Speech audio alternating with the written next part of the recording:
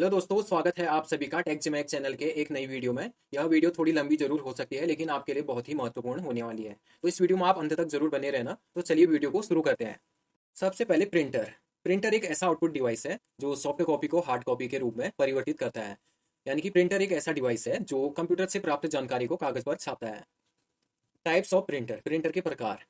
पहला है laser printer, दूसरा है सॉलिड इंक प्रिंटर, तीसरा है एलईडी प्रिंटर, चौथा है बिजनेस प्रिंटर, पांचवा है होम इंकजेट प्रिंटर, छठा है मल्टीफंक्शन प्रिंटर, सातवां है डॉट मैट्रिक्स प्रिंटर, आठवां है 3D प्रिंटर। तो ये अलग अलग पर्पज में यूज होने वाले प्रिंटर्स के नेम यहाँ पे आपको मैंने बताए।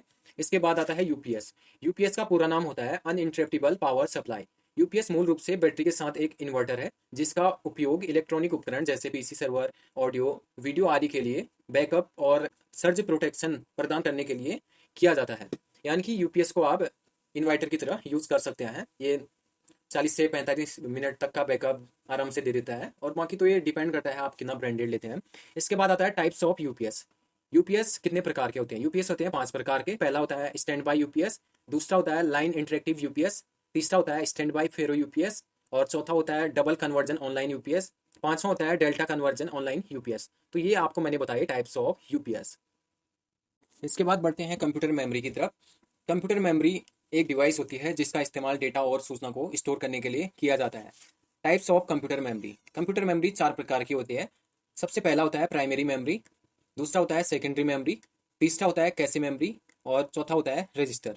प्राइमरी मेमोरी कंप्यूटर की मुख्य मेमोरी यानी कि मेन मेमोरी होती है जो कंप्यूटर में मौजूद डेटा और सूचना को स्टोर करती है। प्राइमरी मेमोरी वोलेटाइल और नॉन वोलेटाइल दोनों ही प्रकार की होती है। वोलेटाइल मेमोरी वह मेमोरी होती है जो कंप्यूटर के ऑन रहने तक ही डेटा को स्टोर करके रखती है, और कंप्यूटर के ऑफ होने पर इसमें रखा डेटा अपने आप ही डिलीट हो जाता है। और नॉन वोलेटाइल वह मेमोरी होती है जो हमेशा के लिए डेटा को स्टोर करके रखती है। तो ये भी परीक्षा में बहुत बार पूछा जाता है, तो आप इनमें कंफ्यूज मत करना। इसके बाद आता है types of primary memory. Primary memory कितने प्रकार की होती है? प्राइमरी मेमोरी 2 प्रकार की होती है। पहला होता है रैम और दूसरा होता है रोम। रैम का पूरा नाम होता है रैंडम एक्सेस मेमोरी। रैम में डेटा कंप्यूटर के ऑन रहने तक ही स्टोर रहता है। कंप्यूटर के ऑफ होने पर इसमें मौजूद डेटा अपने आप ही डिलीट हो जाता है, इसलिए इसे वोलेटाइल मेमोरी भी कहते हैं। रैम के 2 प्रकार होते हैं। पहला होता है एस रैम, दूसरा होता है डी रैम। एस रैम का पूरा नाम है स्टैटिक रैंडम एक्सेस मेमोरी, और डी रैम का पूरा नाम है डायनेमिक रैंडम एक्सेस मेमोरी। इन दोनों में डिफरेंस बहुत सारे आपको मिल जाएंगे इंटरनेट पे, लेकिन मैं आपको बेसिक डिफरेंस बता देता हूँ। जो एस रैम है वो डी रैम की तुलना में काफ़ी फास्ट वर्क करती है, और एस रैम डी रैम की तुलना में काफ़ी महंगी भी होती है। इसके बाद आता है रोम। रोम का पूरा नाम होता है रीड ओनली मेमोरी। यह एक नॉन वोलेटाइल मेमोरी है, जिसका मतलब यह है कि यह हमेशा के लिए डेटा को स्टोर करके रखती है परमानेंटली। रोम के 3 प्रकार होते हैं। पहला होता है पी रोम, जिसको बोलते हैं प्रोग्रामेबल रीड ओनली मेमोरी। इसमें आप डेटा को एक बार ही प्रोग्राम करके रख सकते हैं। दूसरा आता है ईपी रोम, जिसको बोलते हैं erasable programmable read only memory. इसमें आप डेटा को बार बार इरेज भी कर सकते हैं और प्रोग्राम भी कर सकते हैं, लेकिन इरेज करने के लिए इसमें परावैज्ञानिक किरणों की जरूरत पड़ती है। इसके बाद आता है डबल ईपी रोम, जिसको बोलते हैं electrically erasable programmable read only memory. इसमें आप विद्युत आवेश के द्वारा डेटा को मिटा सकते हैं, फिर प्रोग्राम कर सकते हैं। Secondary memory. सेकेंडरी मेमोरी एक प्रकार की नॉन वोलेटाइल मेमोरी है, अर्थात इसमें डेटा हमेशा के लिए स्टोर रहता है। यानी कि अगर कंप्यूटर बंद भी हो जाए तो इसका डेटा डिलीट नहीं होता। सेकेंडरी मेमोरी के कुछ उदाहरण यहाँ पे हैं, जैसे कि hard disk, pen drive, DVD, CD और मैग्नेटिक टेप। इसके बाद आता है कैश मेमोरी, जिसको कैशे मेमोरी भी बोलते हैं। कैश मेमोरी एक तेज गति से काम करने वाली मेमोरी है, जिसका इस्तेमाल सीपीयू की स्पीड तथा परफॉर्मेंस को बढ़ाने के लिए किया जाता है। Types of cache memory. पहला होता है L1 कैश मेमोरी। यह एक छोटी मेमोरी होती है जिसका आकार 2 KB से 64 KB तक होता है। KB का मतलब किलोबाइट होता है, आपको पता है। इसके बाद L2 cache memory. L2 cache का साइज L1 कैशे से थोड़ा बड़ा होता है, और इसकी स्पीड L1 कैशे से थोड़ी कम होती है। इसका आकार 256 KB से 512 KB के बीच होता है।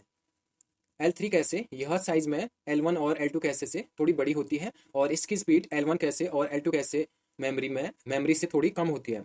इसका आकार 1 MB से 8 MB तक होता है, यानी कि 1 मेगाबाइट से 8 मेगाबाइट तक होता है। इसके बाद आता है रजिस्टर। रजिस्टर कंप्यूटर की सबसे छोटी मेमोरी होती है और काफ़ी तेज होती है। रजिस्टर का प्रयोग सीपीयू के द्वारा बहुत सारे कार्यों को पूरा करने के लिए किया जाता है। Types of register. पहला है डेटा रजिस्टर। यह एक 16 बिट रजिस्टर है जिसका उपयोग सीपीयू के द्वारा प्रोसेस किए जाने वाले ऑपरेंड्स यानी कि वेरिएबल्स को स्टोर करने के लिए किया जाता है। दूसरा आता है program counter. Program counter 16 bit register होता है जो संपन्न होने वाली अगली इंस्ट्रक्शन यानी कि निर्देश के एड्रेस को स्टोर करके रखता है।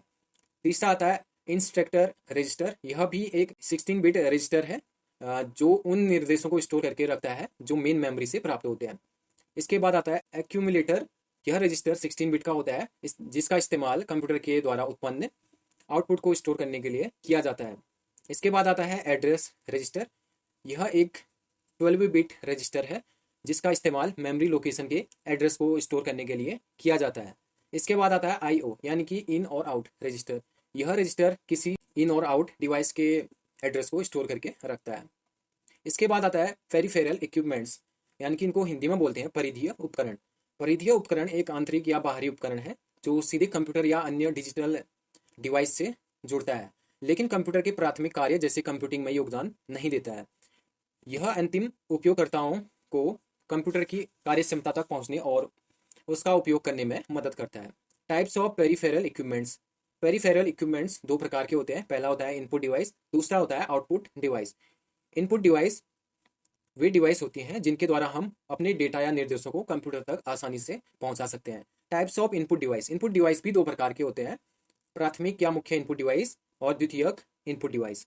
प्राथमिक या मुख्य इनपुट डिवाइस वे डिवाइस होते हैं जिनकी सहायता से हम कंप्यूटर को चला सकते हैं यानी कि ऑपरेट कर सकते हैं, जैसे कि कीबोर्ड और माउस। दूसरा होता है द्वितीयक इनपुट डिवाइस। वे डिवाइस होते हैं जिनकी सहायता के बिना भी हम कंप्यूटर को चला सकते हैं लेकिन कुछ विशेष प्रकार का डेटा इनपुट देने के लिए इन डिवाइसेस की जरूरत पड़ती है, जैसे scanner, microphone, webcam, light pen आदि। Example of input devices. Input devices के उदाहरण keyboard, mouse, scanner, webcam, biometric machine, light pen, joystick, track ball, barcode reader आदि। Output device. आउटपुट डिवाइस वे डिवाइस होती हैं जिनका इस्तेमाल कंप्यूटर से मिलने वाले परिणाम को देखने या सुनने के लिए किया जाता है, जैसे कि monitor, printer, speaker, earphone, projector. ये आउटपुट डिवाइस के उदाहरण हैं। तो आई होप ये वीडियो आपको काफ़ी पसंद आई होगी। वीडियो पसंद आई तो लाइक करें और हमारे चैनल में अगर आप नए हैं तो चैनल को सब्सक्राइब जरूर करें।